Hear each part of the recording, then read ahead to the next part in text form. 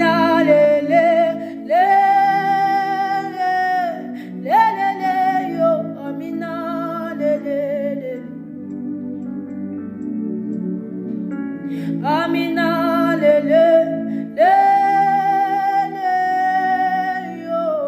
Amina le yo.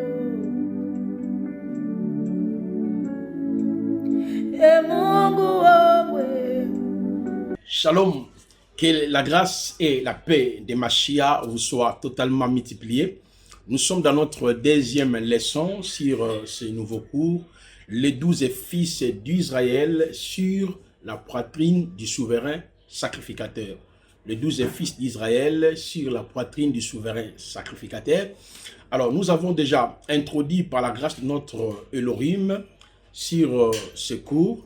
Et je vous ai fait remarquer, il y a 4 points importants que nous sommes en train d'expliquer parce que ce cours a 3 fascicules. Il y a le volume 1, le volume 2 et le volume 3.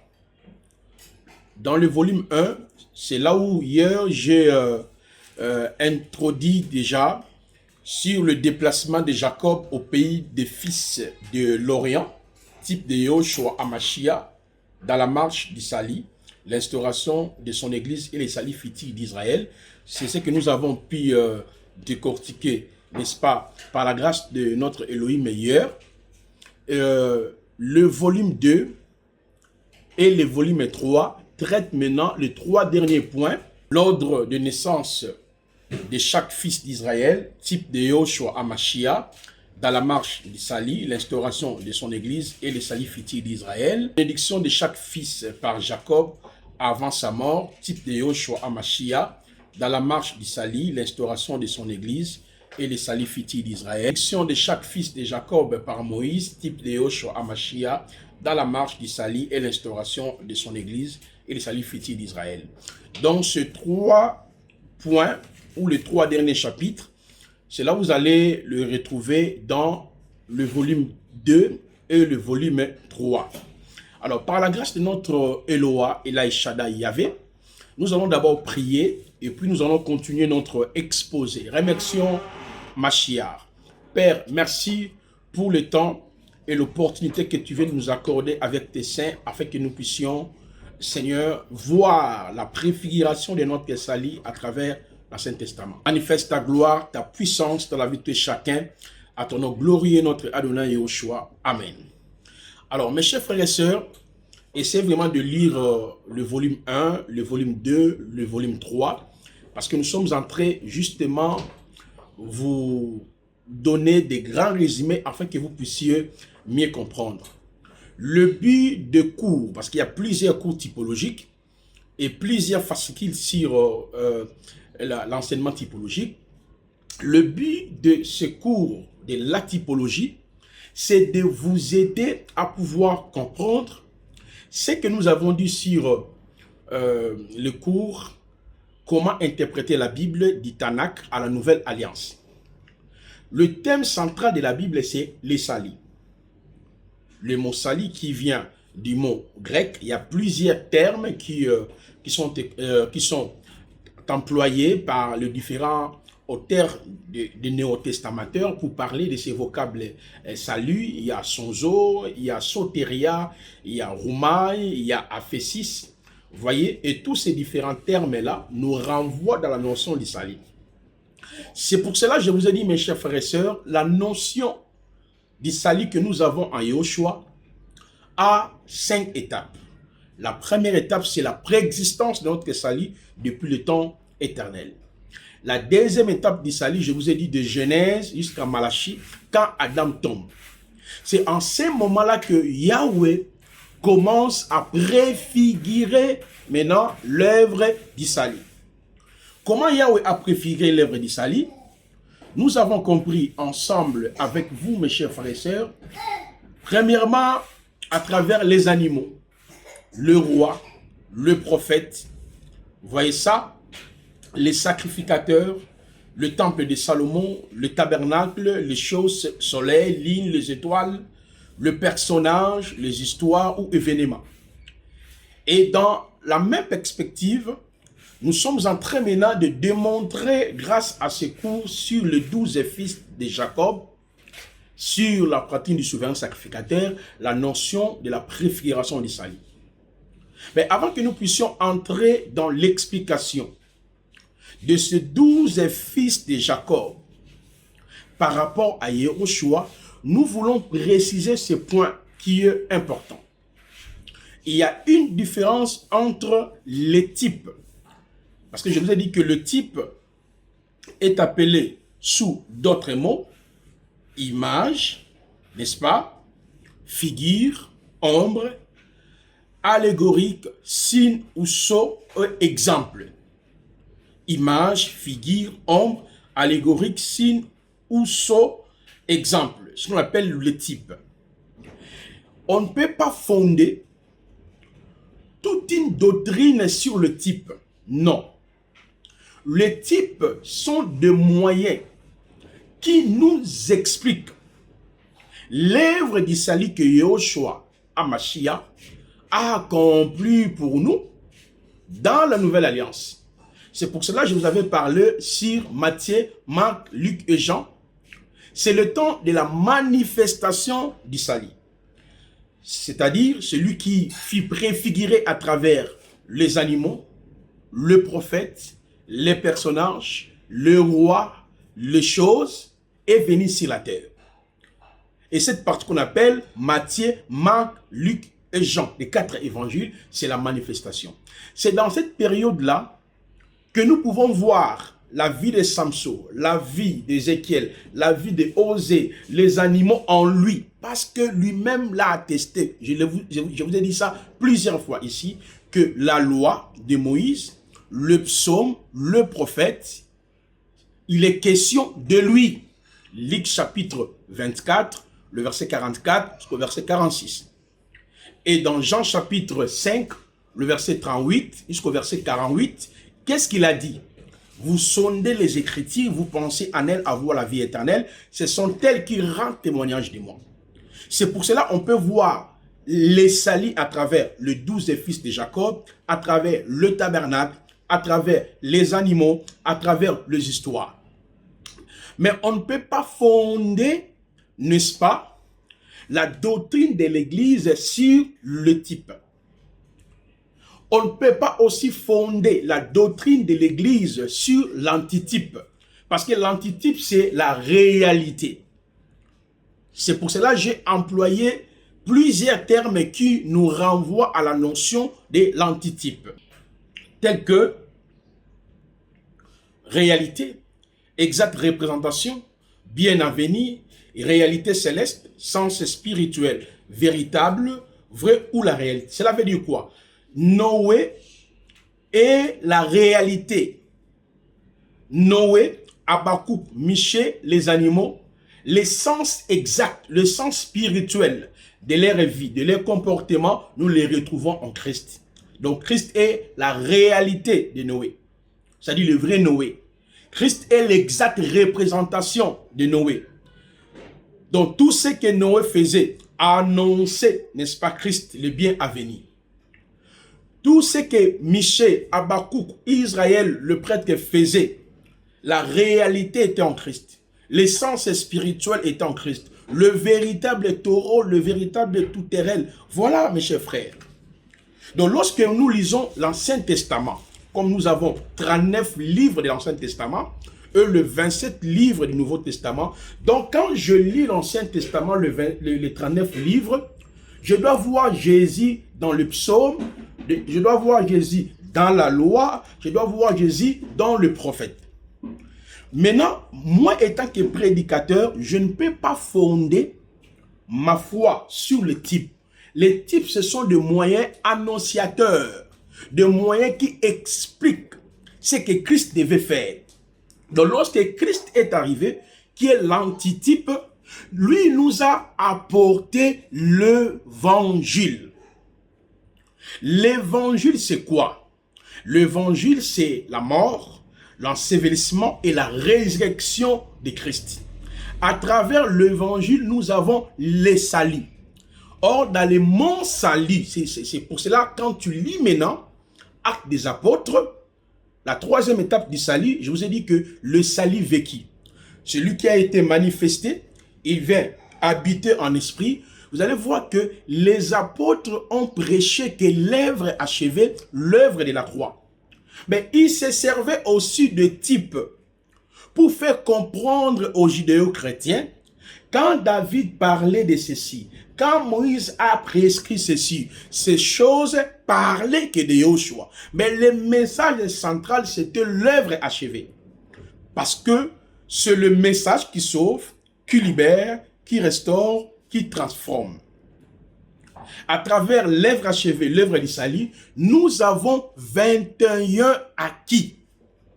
Le 21 acte rédempteur du salut nous renvoie en effet dans la notion de ce que Christ a fait pour nous à la croix de Golgotha.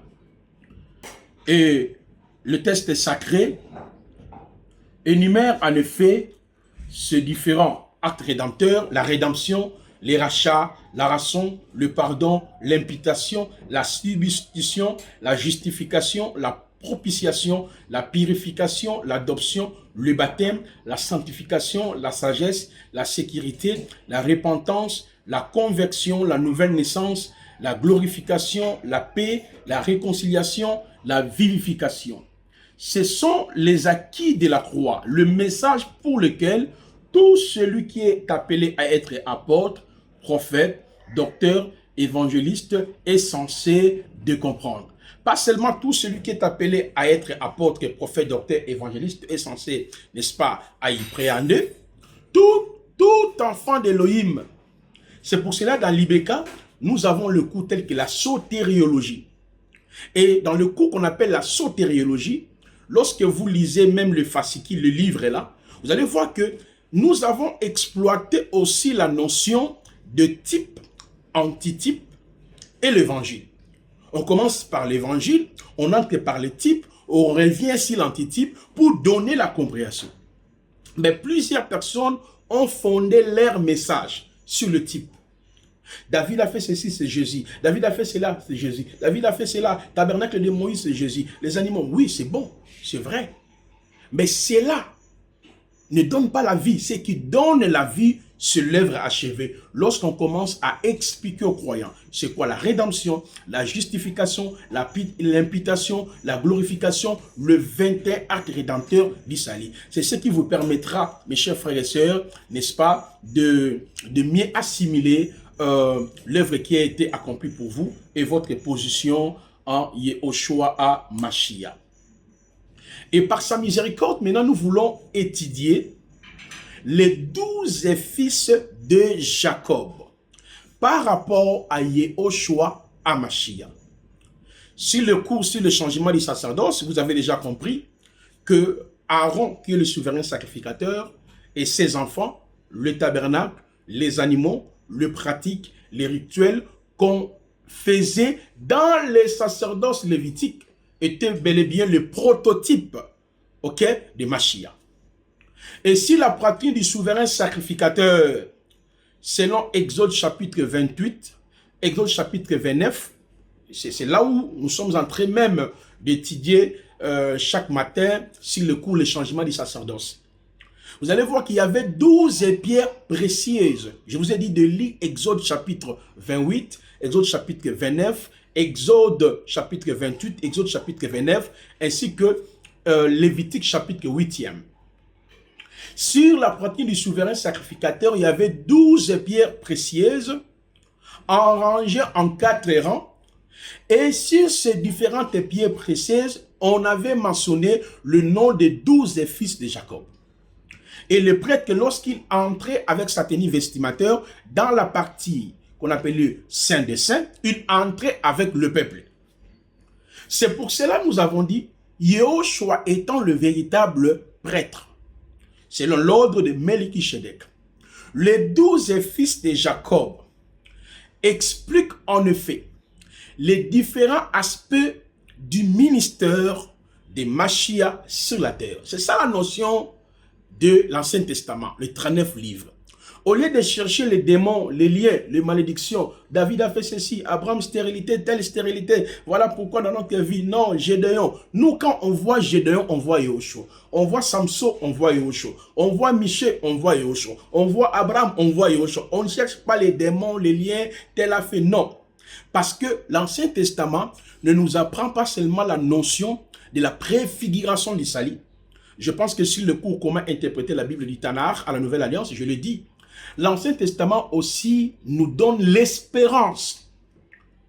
Et nous aide aussi à posséder l'espérance, à être instruit, à être consolé, à être orienté. C'est très important. On ne peut pas négliger l'Ancien Testament ou on ne peut pas considérer l'Ancien Testament justement dans son aspect typologique. Mais il y a aussi l'aspect, l'espérance, la foi, la consolation et l'instruction. Alors, ces 12 fils de Jacob, leur naissance, notez cela, en commençant par Jacob le père, bénédiction par le père, Jacob, et enfin, bénédiction de Moïse et si quelques fils de Jacob, parce que lui n'a pas prononcé de paroles de bénédiction sur tous les fils de Jacob. On voit clairement que il y a des enseignements que nous pouvons ramener par rapport à l'antitype, c'est-à-dire par rapport à Yahushua, afin que l'Église comprenne que le salut que nous avons en Yahushua n'est qu'une action qui a été déjà préfigurée, typifiée à travers ces différents personnages qu'il y avait désignés.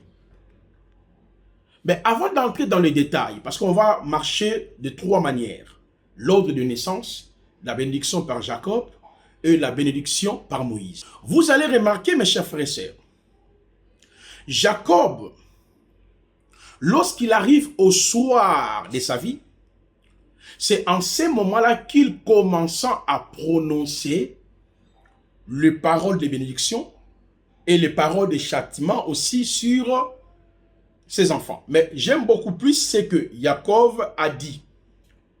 Nous sommes dans Genèse chapitre 49, à partir du verset 1er. Jacob va exploiter la loi de la première occurrence, l'expression dernier jour, ou en ces temps-là. L'expression qu'on appelle Acharit dans la langue hébraïque. Je lis Genèse 49 et puis nous allons rentrer dans l'ordre de naissance. Le verset 1er. Jacob appela ses fils et leur dit, rassemblez-vous, je vous annoncerai ce qui arrivera dans le dernier jour. Le terme ici, dernier jour, c'est Acharit. Ça vient du mot hébraïque Acharit. Son équivalent grec est eschatos. Ça, c'est le Nouveau Testament parce que les 27 livres du Nouveau Testament, les 27 livres qui composent les canons du Nouveau Testament ont été écrits dans la langue grecque. Le terme qui est là, c'est eschatos. Mais le terme hébraïque, comme l'Ancien Testament, c'est Acharit. Le terme Acharit qui signifie dernier, extrémité. Donc, cela veut dire quoi? Toutes les différentes paroles que Jacob prononcer sur ses enfants, car bien même il y a des paroles qui ont un caractère pénal, ok, mais il y a d'autres paroles qui ont aussi un caractère prophétique. Mais ce que j'aime bien, il réunit ses enfants, il doit annoncer les choses qui doivent arriver. Donc on comprend que la naissance de chaque enfant de Jacob, ainsi bien les différentes paroles prononcées par Jacob dans Genèse 49, et puis les différentes paroles prononcées par le prophète Moshe dans Deutéronome 33, ces différentes paroles sur les enfants et les noms des enfants nous renvoient dans le ministère terrestre de Christ. On commence par exemple sur le premier fils de Jacob qui s'appelait Ruben. On va lire l'ordre de naissance. Nous sommes dans le livre de Genèse. Écoutez-moi très bien. le verset 29 jusqu'au verset 31 à 32. La parole dit ceci. Yahweh dit que Yahweh vit que Léa était haïe, il ouvrit sa matrice, tandis que Rachel était stérile. Léa devint enceinte et enfantant un fils. Elle appela son nom Rouben. Oui, elle dit, oui, Yahweh a vu mon affliction. Maintenant, oui, mon homme m'aimera. Voyez, Ribé vient enlever l'affliction. Ribé vient ôter, n'est-ce pas, la séparation qui existait, le guerre qui existait entre Jacob et sa femme Léa. Je vous avais dit que Léa a eu 6 fils. Il y a Ribin, il y a Lévi, il y a Isaacar, il y a Jida, il y a Zaboulon. Ce sont les fils de Léa avec Jacob. Ribin, Siméon, Lévi, Isaacar, Jida, Zaboulon. Mais ici, nous parlions d'abord de Ribin. Dans ce texte, Léa a bien dit. Yahweh vit que Léa était haïe et ouvrit sa matrice. Tandis que Rachel était stérile, Léa devint enceinte et enfanta un fils. Elle appela son nom Rouben. Oui, elle dit, oui, Yahweh a vu mon affliction. Maintenant, oui, mon mari m'aimera. C'est que Ribé, c'est la manifestation de l'amour.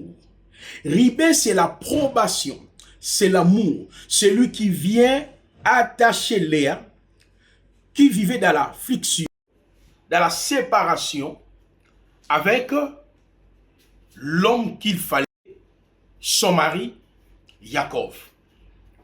Ici, nous prenons Léa comme nous, tous les êtres humains qui sont sortis d'Adam. Nous étions dans les afflictions à cause de notre séparation avec Elohim. Ici, nous considérons Elohim étant le véritable Jacob. Mais celui qui est venu réunir Léa et Jacob, c'est Ribin.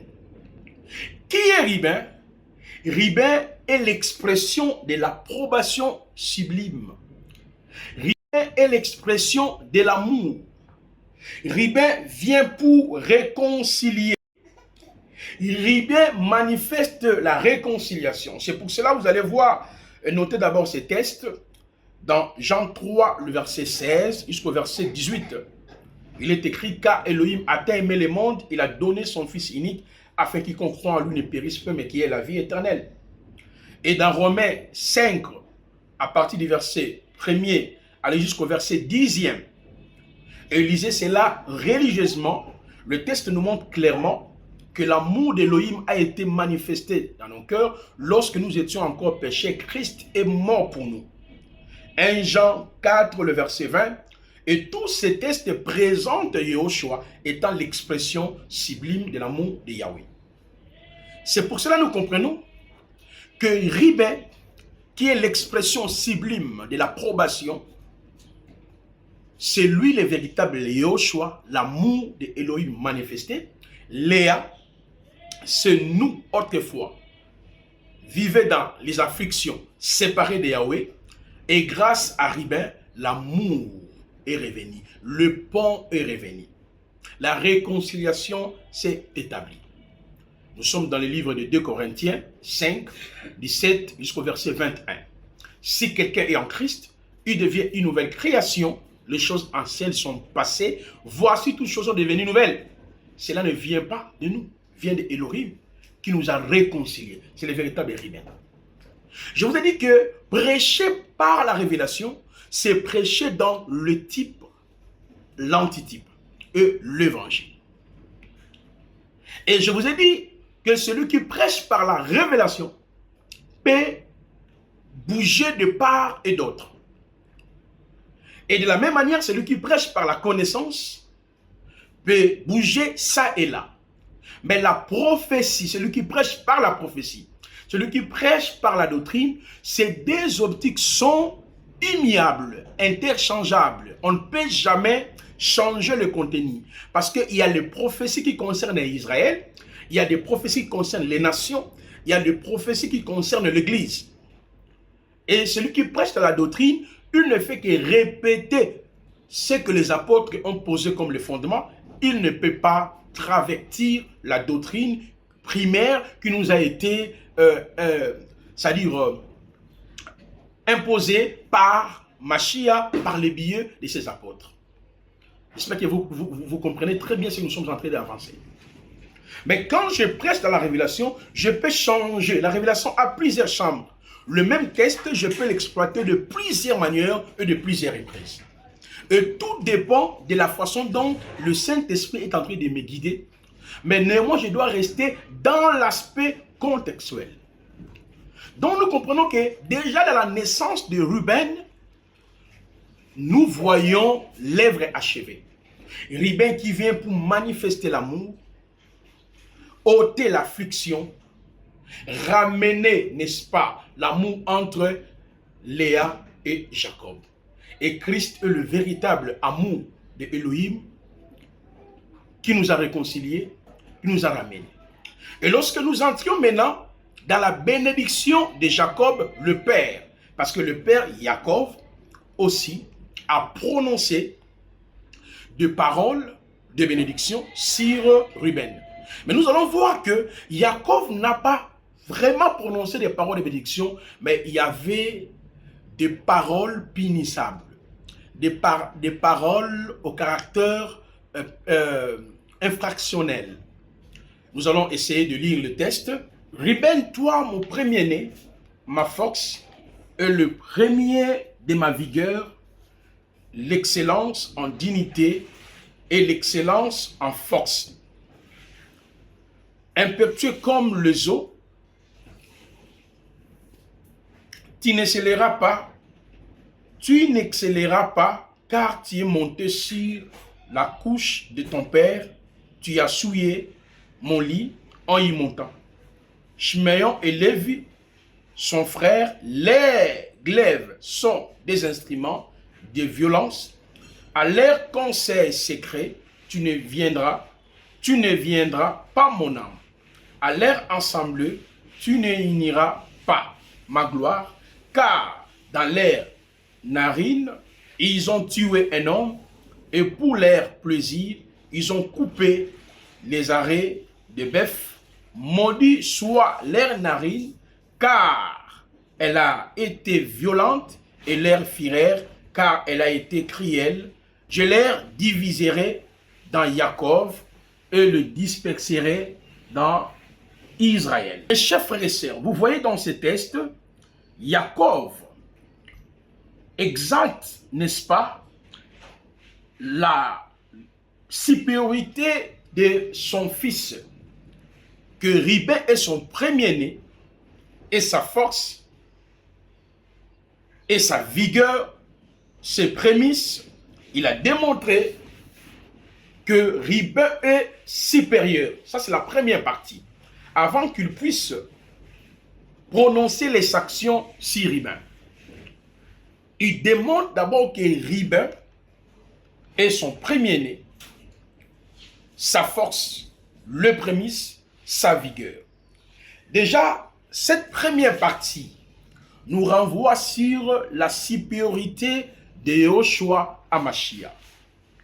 Lorsque vous lisez dans le livre de Colossiens, chapitre 1er, le verset 15 à 18, Proverbe 8, le verset 22, vous lisez Hébreux chapitre 2, le verset 11e, vous prenez aussi 1 Corinthiens 15, le verset 20, vous trouverez bien de détails dans les fascicules. Yahushua est le prototokos, il est le premier-né, il est la force de Yahweh, il est le prémisse de Yahweh, il est la vigueur de Yahweh. Mais lorsque vous continuez dans le texte, c'est là où nous remarquons qu'en réalité, Jacob va prononcer, n'est-ce pas, des paroles de châtiment, des paroles de condamnation sur Ruben. Il a présenté comme sa force son premier-né, sa vigueur. Cela veut dire quoi? Lorsque Yehoshua HaMashiach était venu sur la terre, il était bel et bien la force, la vigueur de Yahweh. Et j'aime les textes de Colossiens, il est l'image de Elohim invisible. Il n'était pas seulement la manifestation de l'amour de Yahweh pour sauver les élus, mais il était aussi le premier-né de toute la création. C'est-à-dire, toute chose existait par lui. Lisez Colossiens 1, versets 15, 16, 17, 18. Là, on présente le Mashiach étant le prototokos. C'est-à-dire, celui qui a créé les anges, celui qui a créé les hommes, celui qui a créé la terre. Mais regardez ce que Jacob, dans ce texte, condamne à son premier-né, sa force, sa vigueur. C'est parce que, selon le texte de la Genèse, Ruben avait couché avec la femme de son père qui s'appelait Bilal. Lorsque Ruben a pris Bila, qui était la femme, l'une des concubines de Jacob, et Jacob a trouvé cet acte-là était indigne. C'est pour cela, dans le texte, il prononce des actions sur Ruben. Mais bien sûr, dans la doctrine, cet acte-là est condamnable parce que, vous trouvez même dans les fascicules, nous avons expliqué, dans la loi, Yahweh avait prohibé, on ne pouvait pas voir la nudité des femmes de ton père, parce que Yahweh considérait bel et bien le mariage. Il y a bien des détails dans les fascicules que vous allez trouver. Mais ici, qu'est-ce que nous pouvons retenir d'une manière laconique? La Bilal ici représente la maison d'Israël, parce que Israël était la femme de Yahweh. Lorsque vous lisez dans Ésaïe chapitre 62, le verset 4, vous lisez aussi dans Ésaïe 54, le verset 5, et dans ces deux textes d'Ésaïe 62, le verset 4, ainsi que Ésaïe 54, ces textes nous montrent clairement que Israël était considéré étant la femme de Yahweh. Je vais lire ça rapidement pour que nous puissions avoir une idée globale de ce que nous sommes en train d'avancer ici. Le verset 4e nous dit, on t'appellera plus délaissé, on t'appellera plus tâteur, dévastation, mais on t'appellera mon plaisir en elle. Et on t'appellera tâteur marié, car Yahweh prend plaisir à toi et tâteur aura un mari. Et je prends Ésaïe 54 dans la même perspective pour que nous puissions conclure rapidement le titre du... Pour que nous puissions conclure rapidement cette étude. Ésaïe 54, le verset 5. Car ton époux est celui qui t'a fait. Yahvé Tsavaot est son nom. Ton Rédempteur est le Saint d'Israël. Il s'appelle Elohim de toute la terre. À la lumière de ces deux passages, nous comprenons clairement qu'en réalité, Israël était la femme de Yahweh. L'expression signifie tout simplement Israël marchait avec Yahweh. Israël écoutait Yahweh. Israël a été créé par Yahweh. Donc ces métaphores voudraient dire tout simplement ce que je viens d'évoquer. Alors Israël, sa racine commence avec Abraham, Yitzhak et Jacob. Lorsque Israël est sorti de l'Égypte, Yahweh avait donné à ses peuples les 613 lois par l'entremise du prophète Moïse. Et Israël marchait avec le mitzvot, la loi de Yahvé. Alors Ruben qui est Mashiach, on a compris selon l'ordre de naissance, il vient étant l'expression de l'amour de Yahweh, Yahushua a trouvé Israël avec la loi de Moïse. Lui-même l'a dit dans Matthieu 5, le verset 17. Je ne suis pas venu abolir la loi et les prophètes. Et dans Matthieu 15, verset 1 à 3, il disait, au profit de vos traditions, vous voulez annuler la loi de Dieu. C'est-à-dire, il a trouvé Israël avec la loi, le psaume et les prophètes. Mais lui, par contre, il va prendre la femme de son père, qui représente une partie d'Israël, qui ont crié au message de Yahushua. Et qu'est-ce qui est arrivé ensuite? Yahushua a été maudit à la croix, a été frappé. Donc, les différentes paroles que Jacob prononçait sur Ruben, qui ont un caractère pénal, nous renvoient à la souffrance, à la malédiction que Yahushua a subie à la croix pour nous, afin que nous puissions être sauvés.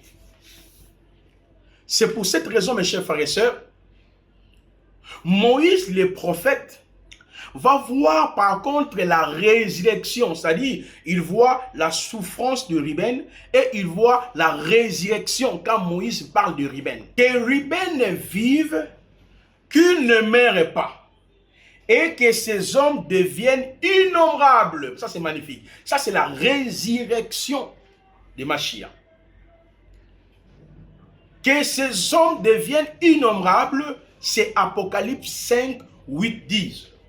Par son sang, il a racheté des hommes de toutes les tribus, de tout peuple, de toute nation, de toutes les langues. Il les a fait un royaume de prêtres. Voyez, que Ruben vive, qu'il ne meure pas et que ces hommes deviennent innombrables. À cause de la mort de Mashiach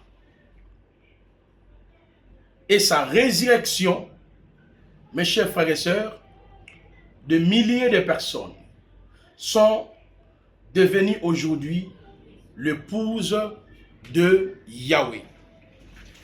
Et les paroles que Jacob a prononcées sur Ruben, c'est l'œuvre de la croix. C'est la souffrance de Christ. Et cette souffrance avait pour mission de nous sauver, de nous libérer du péché étant la nature adamique, de nos propres péchés, de nous libérer de l'autorité de Satan, de nous libérer de tout ce que nous avons hérité par nos parents. Vous comprenez, mes chers frères et sœurs, à travers le fils de Jacob, leur mouvement, leur comportement, leur marche, pouvons voir l'œuvre de la croix. La naissance de Ruben qui nous parle de Christ qui est venu sur la terre, la bénédiction de Jacob qui nous parle de Christ étant le créateur de toutes choses, la manifestation de Yahweh, qui a pris la forme de son père, qui a pris Israël, et il a subi le châtiment, la souffrance à la croix de Golgotha. Le juif disait dans Jean 19, versets 4 à 6, il violait la loi, il disait, il détruirait les temples, selon notre loi, il doit mourir.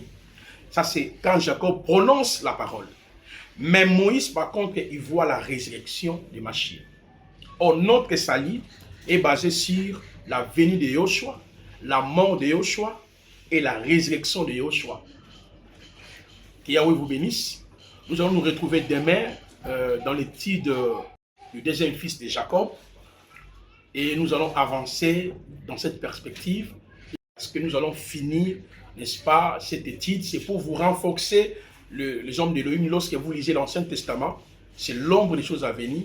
Tu peux voir l'œuvre d'Israël à travers le type pour que vous puissiez mieux faire asseoir le message. Prions. Merci Père pour le moment que nous avons eu avec ton peuple. L'honneur et la gloire revient à toi, notre Adonai Yahushua, à Mashiach. Amen. Merci, que Yahweh vous bénisse. Nous nous retrouvons demain à la même heure.